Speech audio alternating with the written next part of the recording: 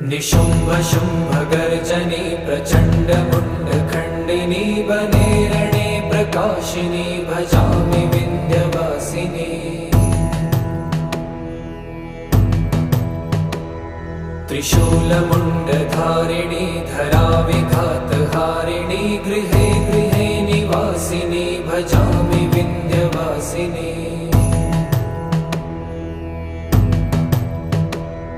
दरिद्र दुःखहारिणी सदा विभूतिकारिणी वियोगशोकहारिणी भजामि विन्ध्यवासिनी।